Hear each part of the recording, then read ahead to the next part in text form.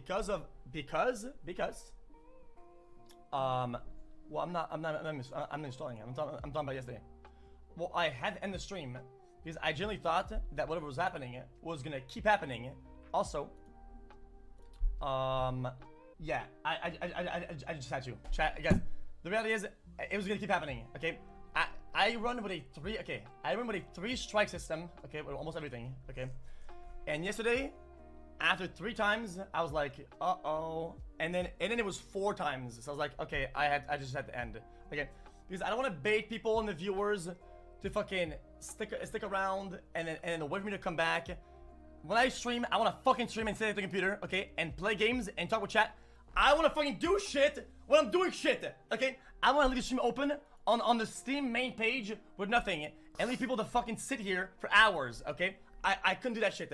And then, certain things happened, and then I had to wait for some clarifications before I would boot it back up again, okay? Which I got today, which is good.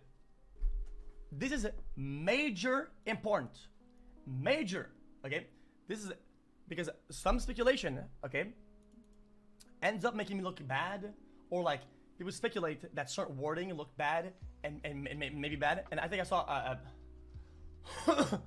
clip of Jelly saying it's not a big deal. Okay, well that was pretty much correct because you know like he knows a little bit because he kind of had to, because everybody had to fucking kind of cancel their streams. Everybody had to like stop being at the computer and deal with whatever was going on. Okay, whatever you heard when there was when it got louder, you know, the things said when there was that were shouted that everybody speculates about. Well, that is just not true. That is just objectively not true and has absolutely fucking zero validity. Absolutely zero. Okay, so that's number one. Okay. Yes, exactly. Jesus Christ. Bro, it's not a big deal. It's not a big deal. It's not a big deal. Okay. Whatever was yelled, okay, and everybody started mass speculating and making me look like a fucking idiot, okay, and saying the dumbest shit, okay. That is just, I'm not being vague. You know that stop being stupid, okay. It's not true. It has absolutely no validity, okay. Okay, so let's look in the chat to see what he's talking about that has zero validity. Some girl showed up unannounced at his house and started yelling at him, which is straight up harassment. Adept is a villain. Okay, so adept is the person. So she fell off. She fell off hard. Was the only xQc was the only thing she had going for her. She banks 10 to 20 million of his money. She was with him for his money. He trusted her with his money, and she got free, rich, and independent. Yeah. The most devious lick I've seen to date. X had a passion for streaming. Her passion was money, and she's found out he'll never see her again. And she don't care that she succeeded her goal, and she's off to early retirement. Yeah, so what happened is the girl that he used to be with divorced him, took his money, and now he's trying to, you know, protect himself or whatever. Hello and welcome to HeliosBlog. My name is Helios, here for another reaction video. If you're new to the channel, liking the content, hit that sub, hit all for notifications. If you'd like, you know, you could also drop me a donation, like Adrian R or Tom M. Shout outs to them. Let's continue. And even in a world where it did, okay, it wouldn't happen that way. That's so simple of a concept, okay? That's like the most simple thing to understand, okay? That's so simple! Okay. How do I fucking word this?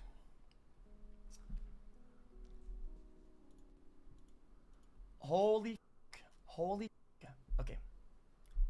Guys, you know exactly why things have to be communicated in a certain way unless you're a fucking 12-year-old, okay? Stop being a child, okay? And you guys need to understand, whatever I'm telling you, okay? It's a simple concept. I'll say it again, okay? Whatever was yelled at, okay? Whatever was yelled at, whatever you fucking heard, okay? That was a mega fucking loud, okay? That was ultra fucking loud, okay? Is just not true, okay? So, what did I want to say? xQc has a lot of trouble controlling his emotions. He has anger issues, very clearly. Yeah, and then he let's just look at some comments here. So, you're not going to court, just say that. Stop beating around the bush. We're just going to brush past the fact that you married your caretaker, etc. Everybody fucking gets this. Okay, stop acting like some hoes. Okay, it's just not true objectively. Okay, it's just not. Okay, and like I told you, even if it did, it would not happen that way. Holy fuck. Why can't you just call it a court order? Okay, so there's some courts involved. Okay, let's look at more comments here. This is what I think he's saying. The thing we heard happen equals he did not violate a court order. He's not married. The document we saw is not interpreted correctly. A divorce doesn't mean he was married, as he did not propose or get engaged to have a wedding. If we know how this works, we can put 2 and 2 together. The papers probably allude to a common law marriage, which means the government thinks you're married as long as you fit into certain criteria, living together for X years, etc. The conclusion we think will happen will not actually happen. He's not losing 50% of his money. Basically, I think Adapt was saying she was common law with Felix and is trying to take advantage of the breakup, which in this case would have been equivalent to a divorce. xQc can't talk because they're handling this legally, and he's probably trying to prove it wasn't common law. Okay, there we go. That's what it is. Okay, we figured it out. Okay, let's continue hearing xQc loses crap. It's so simple. Anyway.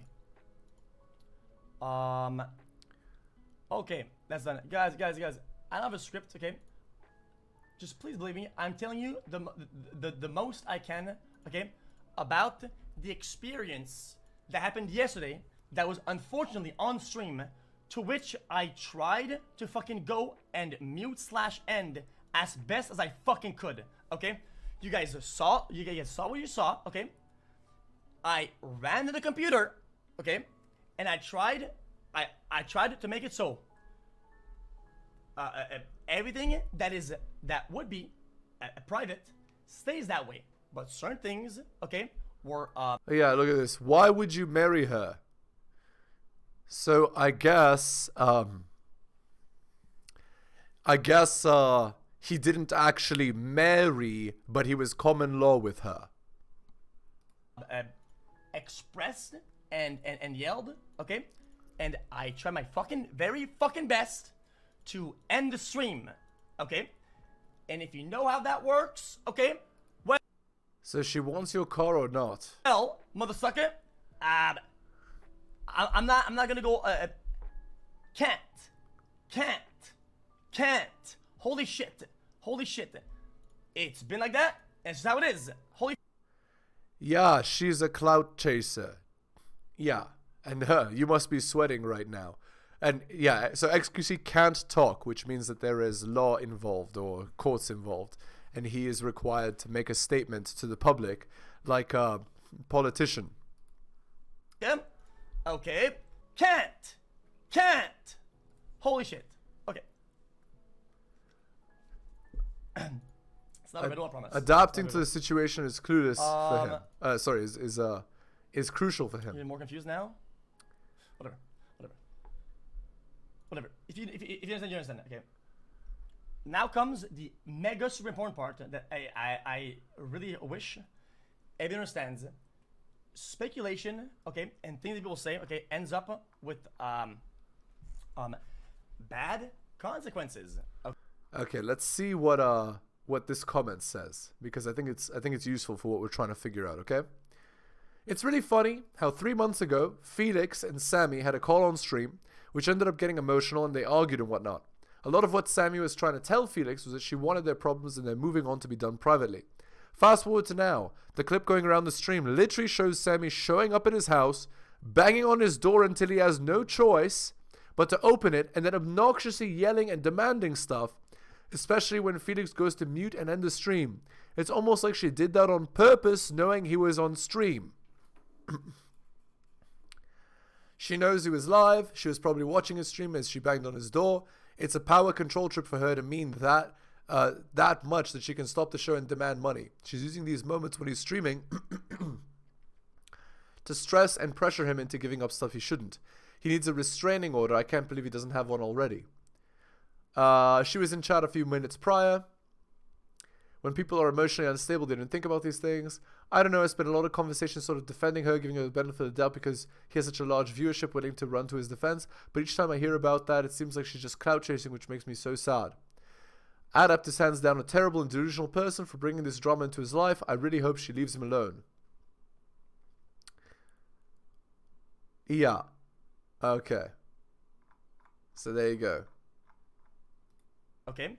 Like, I don't like that some people saw some document, okay?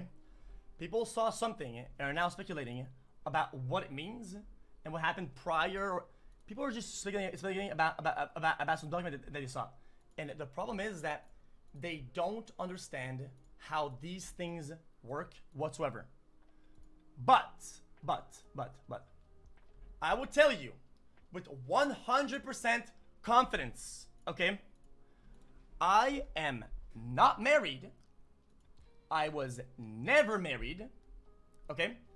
And honestly, like everybody that's been watching the stream for like 6 years, okay, know my exact mindset about this. They know my exact mindset. Everybody knows my word for word things I've been saying for years that I would probably never get married for the rest of my life. Okay, so it's common law for sure. All right, let's look at this article by Rollo Tomasi, Commodifying Love. Dalrock gave me something to chew on recently. In my first post of 2014, I introduced the topic of the ugly womanist. As I explained at the time, this is an old charge, but it's typically aimed at the superficial instead of the core problem. Womanists are ugly because the philosophy of womanism is ugly. It's based on avoiding caring for others and being miserly with love. Several commenters pointed out that this is a devastating charge against womanism, as they could see no viable counter-argument. I'm not going to try to offer a counter to Dal's assertion, because in essence, I think he's correct. However, I will suggest that this ugliness is the result of a commodification of love, and with it bedroom fun access, that's resulted from the unfettering of women's hypergamy. Love and caring is the commodity women's hypergamy uses to fulfill the dualistic bedroom fun strategy. To this day, my most contentious post on Rational Mail is Women in Love. This is primarily due to first-time readers taking my assertions to their literal extreme. Women's concept of love stems from opportunism. Men's concept stems from idealism. Most women and BP men take this to mean that women cannot actually love a man. And absolutist men, angry with themselves for having never understood it, think much the same thing. My God, I knew it all along. Women cannot actually love a man. I assert neither of these positions in that post, nor any of the follow-up posts. What I do assert is men believe that love matters for the sake of it. Women love opportunistically. Iron rule of Tomasi number 6. Women are utterly incapable of loving a man in the way that a man expects to be loved. In its simplicity, this speaks volumes about the conditions of men. It accurately expresses a pervasive nihilism that men must either confront and accept or be driven insane in denial of for the rest of their lives when they fail to come to terms with this disillusionment. Women are incapable of loving men in a way that a man idealizes is possible, in a way he thinks she should be capable of. In prior posts, I've also made the case that men's idealistic perspective of love stems from an unending need for performance to merit a woman's love. It's not that men want an unrealistic, unconditional love, but rather they want a woman's love to be a refuge from having to perform to above and beyond the requirements of satisfying an unending optimization of her hypergamy. It's not unconditional love they idealize, it's a love that's not predicated on their burden of performance. What frustrates this love idealism is that men are popularly sold the idea that women's love is based on mutually similar models. From Disney movies to romantic comedies to Shakespeare and epic stories to popular music and the daily talk shows, the message is that love, if it's real, is omniscient, conquers all and overcomes all odds. It's a very seductive message of hope for men whose lives and existences are evaluated on constant performance. Well, actually, what's hilarious is if you watch like Aladdin, for example. This is very clear that women love opportunistically. When he's a street rat, she's not interested in the guy. But when he's a prince, she is. Right? It's literally pointing at exactly this concept.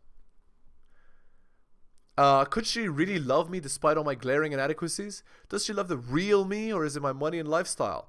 The fact that these themes are a constant in human history illustrates the subconscious peripheral awareness we have of the differing models of love each gender bases their understanding of love on. While this selling of idealistic love does for men, what it does is keep them in a state of perpetual hope that this idealism is shared by both genders, and they can realistically achieve that ideal of love not founded on his performance. Yeah, this is a fallacy. It's important to note here that his performance isn't necessarily something a man must make a constant effort to maintain, although this is the usual case, but rather what he represents, not who he is personally. It may be that his effortless looks or inherent status represents a cue for a woman's optimal hypergamous satisfaction, or maybe the result of years of dedicated performance effort. Either way, it's what that man represents. Remove the factors a man possesses that satisfy a woman's hypergamy, and an opportunistic model of love will reveal itself. Woman is so ugly because it's avoiding caring for others and being miserly with love. Dalrock's observation here is profound in that it illustrates exactly the state of opportunism on which women base their concept of love. On some level of consciousness, women understand the inherent value their love, concern, attention, and caring has for men. Its repression or expression is a commodity that has reward value for men, who also have an awareness that their performance is what merits a woman's love. The popular criticism is that this want for an idealistic love is really a man's preoccupation with his need for bedroom fun. But this is to be expected from a feminine-centric culture that needs women to ration love and caring for men in order to ensure its social dominance. And God forbid a man expresses his desire for performances-based love and caring. He's ostracized for wanting a mother's love, being necessitous, and revealing his deficiency in performance. As open hypergamy becomes more proudly embraced and normalized, so too will women's bedroom fun strategy be laid bare. And in laying that strategy bare, so too will women's opportunistic model of love become more apparent. This new apparentness is already conflicting with the old order messaging that kept men hopeful of realizing their idealistic love state. Women cannot sell open hypergamy and the love conquers all ethereal idea at the same time.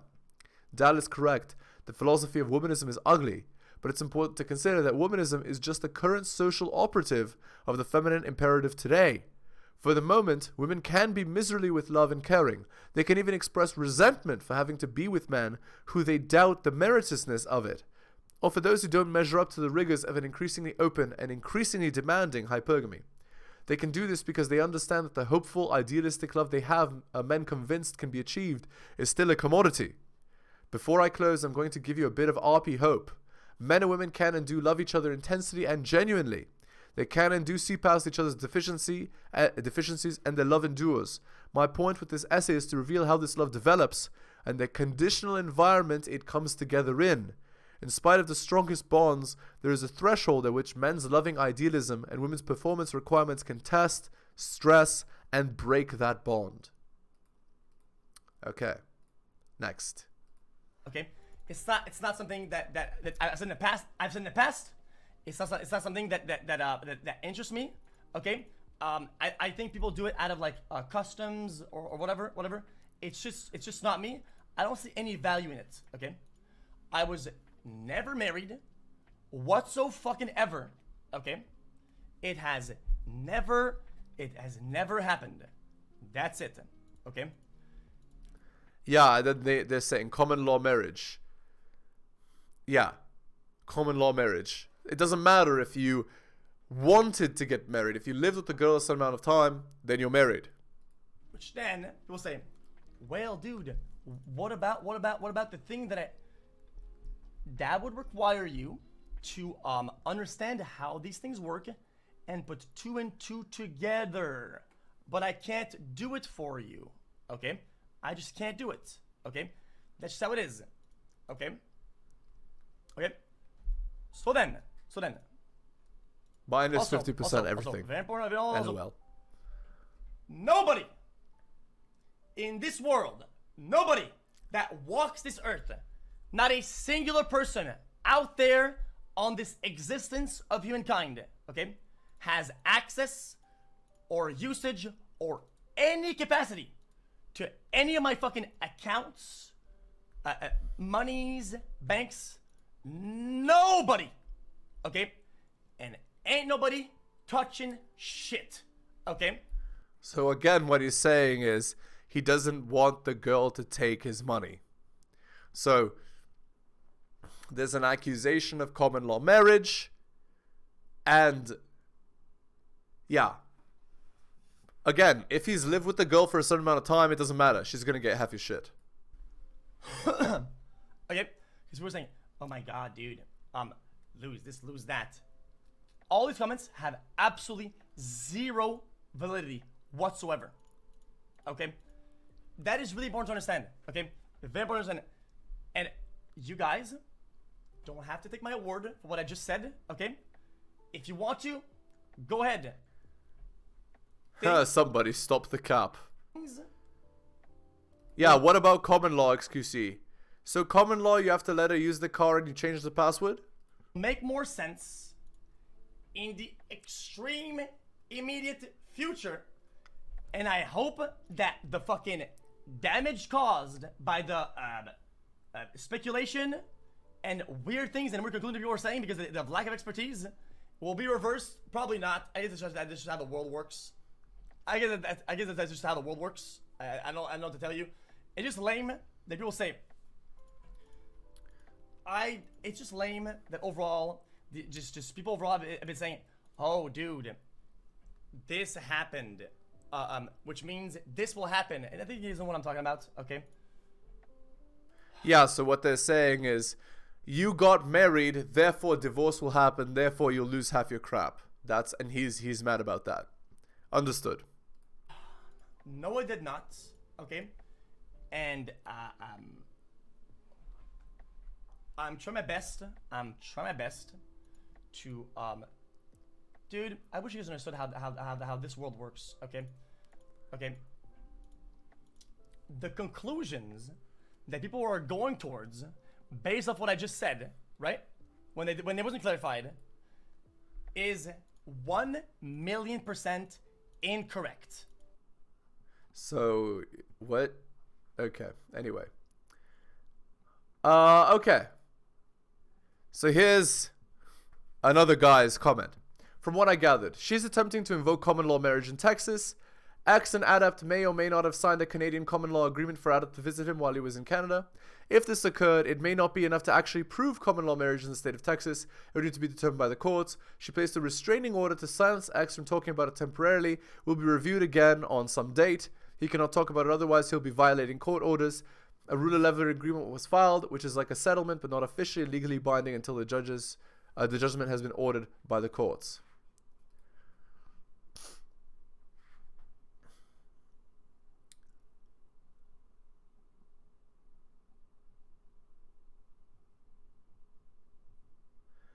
If it's a car she was talking about, it most likely meant a Tesla. Their entire conversation was about unlocking the car, which he signed her out of or changed the password to, and she had to go and get her stranded friend. I think all the cars are in her name so she could drive him around because he waited this long to get a license to drive his $100,000 car for some reason. Okay. Yeah, let's go on to the Reddit article. A lot of drama here. Okay, my fiance, so the guy's 25 and she's 24, ended a 7+ year relationship. So the guy came home today and then he saw his fiance sitting oddly in the living room. When I walk in, she says, "We need to talk." I don't think it's anything about us, but soon find out it is. She says she has caught feelings for someone else. She refuses to say who, but insists it's no one I know. I find that hard to believe because I know everyone she knows. I ask her if she's been talking to this man in a romantic way. She said only in a platonic way. So that confused me even more. Why would she throw away our 7 relationship for something that's still platonic? One way or another, she's lying to me. Up until this moment, we have a near-perfect relationship, and even earlier today, she was completely normal. I've been completely blindsided. I feel so unbelievably hurt, confused, angry, sad, and 1,000 other emotions. And what hurts me the most, the person I want to talk to about this, is the one that made me feel this way. Last year, I lost 2 of the most important women in my life. My mom lost a battle with cancer, and my grandmother died 2 months after suddenly. They both loved my partner, and I promised them that I would marry her. About 6 months after the deaths, I proposed, and she said yes, and it was my rock during the grieving process. Should mention we spoke about marriage a lot before anyone passed. Now I feel like everything is crumbling around me.